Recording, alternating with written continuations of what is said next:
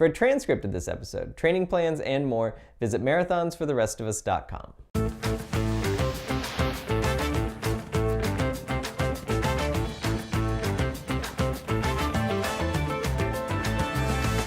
Okay, so today I'm going to be talking about why does the long run matter so much. You often hear that the long run is the most important run in marathon training. And of course that makes intuitive sense because the marathon is a really long race. And so the long run should be something that helps prepare you for that. But I want to go over a few of the reasons why the long run is so important and why it's so difficult to get those same benefits from the rest of your training. So the first reason the long run is so important is that it builds endurance. And if we're looking at what factors go into a successful marathon, endurance is going to be the key factor that determines whether you have a good marathon or a bad marathon. As you know, running marathon pace for a mile or two is not that difficult. It's the endurance of being able to keep that up that is going to determine whether you're successful in your marathon or not. So from a physiological standpoint, there's a couple things going on during the long run that helps build the endurance for the race. The first is to do with your mitochondria. There's more of them and they're bigger when you do your long runs, and that's what provides the fuel for the muscles themselves. The second thing is that your capillary beds expand, so you actually are able to get more blood and more oxygen to the muscles because you have more capillaries serving those muscles than you do if you don't do long runs. Now, another factor that would go under that umbrella of physiological improvements that you're making during the long run is the idea of using fat as a fuel source. Okay, we don't have enough carbohydrates stored in our body to fuel us over the course of the entire marathon. So we need to be able to access fat and use it as a fuel source. And one way to train your body to do that is through running long training runs during your training. Now, all of these factors are really difficult, if not impossible, to replicate with other parts of your training plan. So we talk about speed workouts being important or recovery days being important, and all of that is true.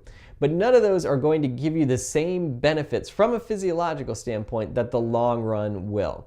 And that's why it's so tricky to, split up your long runs or try to, trick your body into thinking that you're running longer than you are. Using the long run as a true long training run is where you're going to really see those physiological benefits that are going to carry you through and benefit you on race day. Now, the second factor besides endurance is the idea of muscular strength. Of course, it's great to have this great cardiovascular system that we're building up to provide the endurance to the muscles. But if the muscles aren't strong enough to keep that pace up over 26.2 miles, then it doesn't really matter. And muscular strength we can work on in other ways, right? We can do that through overall weekly mileage or speed workouts or those sorts of things. But the long run is really going to replicate that sort of moderate effort repeated over and over and over again over a long period of time that the marathon requires. So there's a specificity to how the muscles are being used in the long run that's going to carry over really nicely to the marathon in a way that it doesn't from just overall mileage and speed workouts. And of course, the muscular strength also factors into the pounding that you're going to take over 26.2 miles. Your body takes a lot of stress in pounding, and having strong musculature helps you to absorb that and not get beat up by it over the course of the race. So we've got the endurance side, we've got the muscular side, that's all on the physical end of things. But from the psychological and mental end of things, there's a lot we can gain from the long run as well.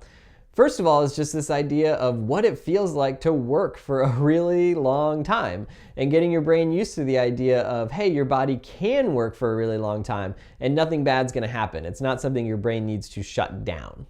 You also start to learn what your limits are and what your effort levels feel like, how hard and how long you can push, how long you can maintain a certain effort level before you have to back off.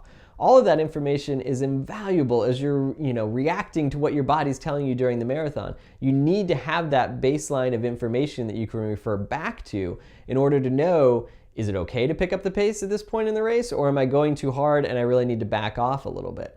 And that knowledge, unfortunately, you sort of have to gain the hard way during your long runs. And then finally, I think this is true for all marathoners, but it's especially true for beginning marathoners. There's really a sense of confidence that you get. If you've gone 20, 22, even 24 miles in training, I know some training plans, Jeff Galloway's training plans, have you go up 26, 28, 30 miles. That's awesome because now when you go to the race, you're not concerned about can I finish, can I complete the distance. you're able to focus in on what you want to do that day and what your goals are, and you have that level of confidence of having done the distance or very close to it in training. And then I think there's one other thing that the long run can provide that you can't get in your other training, and that's a chance to practice race conditions.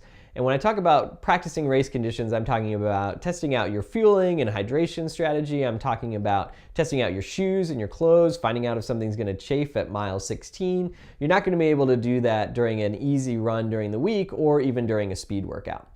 So using the long runs as an opportunity to practice race conditions allow you to come into the race without having to try anything new. Everything's been practiced during the long run, and that's something that is invaluable on race day.